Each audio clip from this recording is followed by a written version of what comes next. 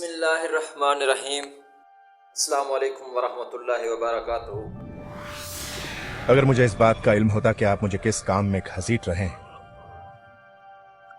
تو مجھے نہیں لگتا کہ میں راضی ہو گیا ہوں۔ اچھا یہ تو بتاؤ کہ یہ چیز کتنی بڑی ہوگی؟ یہی کوئی 300 ہاتھ لمبی، 50 ہاتھ چوڑی اور 30 ہاتھ اونچی۔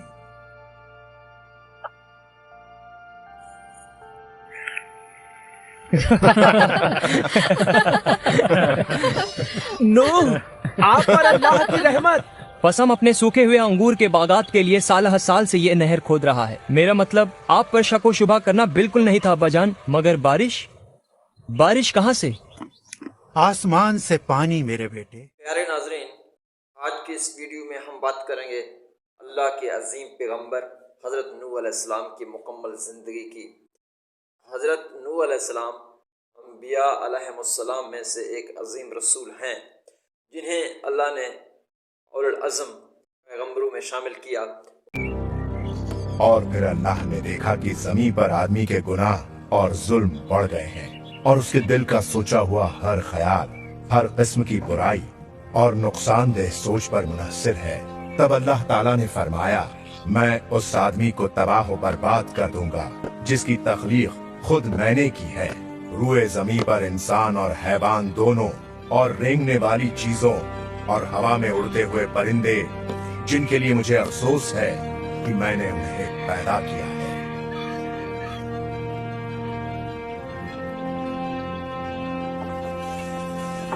ان کی داستان قرآن مجید میں کئی جگہوں پر بیان کی گئی ہے، خاص طور پر سورۃ ہود، سورۃ نوح اور دیگر سورتوں میں بھی۔ حضرت نوح علیہ السلام کی دعوت 950 سال تک جاری رہی، جو صبر اور استقامت کی سب سے بڑی مثال ہے۔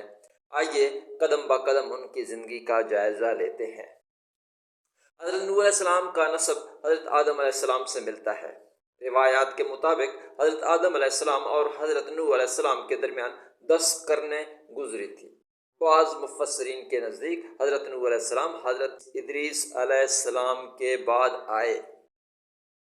اس زمانے میں لوگ ابتدا میں توحید پر تھے، لیکن شیطان نے لوگوں کو گمراہ کیا۔ کچھ نیک لوگوں کی موت کے بعد ان کے مجسمے بنائے گئے، جو بعد میں بت بن گئے۔ لوگ ان کی پوجا کرنے لگے۔ یہ تاریخ کا پہلا شرک تھا۔ ہماری ایک سانس بند ہو جائے تو قصہ تمام سمجھو۔ اس کے باوجود بھی حقیقت کو نہیں مانتا، اللہ کو یاد نہیں کرتا، خود کو طاقتور سمجھتا ہے۔ اللہ تعالیٰ نے حضرت نوح علیہ السلام کو نبی اور رسول بنا کر بھیجا تاکہ لوگوں کو توحید کی طرف بلائیں۔ قرآن مجید میں ارشاد ہے، جس کا ترجمہ ہے، یعنی ہم نے نوح کو ان کی قوم کی طرف بھیجا تو انہوں نے کہا، اے میری قوم، اللہ کی عبادت کرو، اس کے سوا تمہارا کوئی معبود نہیں۔ حضرت نوح علیہ السلام نے لوگوں کو دن رات بلایا۔ کھلے اور چھپے طور پر وہ کہتے، اللہ ایک ہے، یہ بت تمہیں نہ نفع دے سکتے ہیں نہ نقصان۔ حضرت نوح علیہ السلام کی قوم نے ان کی سخت مخالفت کی۔ سرداروں نے کہا، تم تو کھلی گمراہی میں ہو۔ غریب اور کمزور لوگ ایمان لائے، لیکن امیر اور سرداروں نے انکار کیا۔ وہ کہتے، یہ تو ہمارے جیسا انسان ہے، ہم اس کی پیروی کیوں کریں؟ قرآن مجید میں سورۃ نوح میں اللہ نے ان کی شکایتیں یوں بیان کی ہیں۔ حضرت نوح علیہ السلام فرماتے، جس کا ترجمہ ہے، یعنی اے میرے رب، میں نے اپنی قوم کو رات دن بلایا، لیکن میری دعوت نے انہیں بھاگنے کے سوا کچھ نہیں بڑھایا۔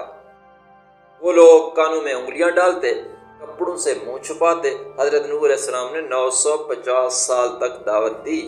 قرآن مجید میں ارشاد ہے، جس کا ترجمہ یوں ہے، یعنی نوح اپنی قوم میں 950 سال رہے۔ اس طویل عرصے میں صرف چند لوگ، روایات کے مطابق 80 کے قریب ایمان لائے، باقی سب نے انکار کیا۔ جب قوم نے ایمان نہ لایا تو اللہ تعالیٰ نے حضرت نوح علیہ السلام کو حکم دیا کہ ایک کشتی بناؤ۔ اللہ کی ہدایت اور نگرانی میں کشتی بنائی گئی۔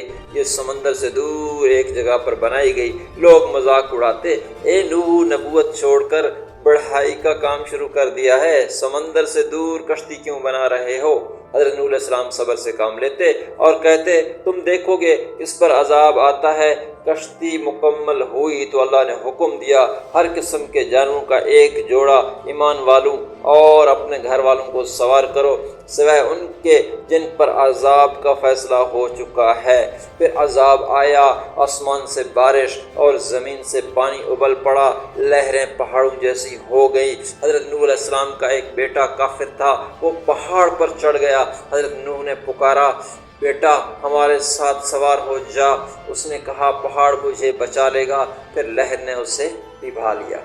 قرآن مجید میں ارشاد ہے جس کا ترجمہ ہے کشتی میں ایمان والے اور جانور محفوظ رہے۔ طوفان کے بعد کشتی کوہ جودی پر ٹھہری، اللہ نے فرمایا اے زمین اپنا پانی نگل جا، اے آسمان رک جا۔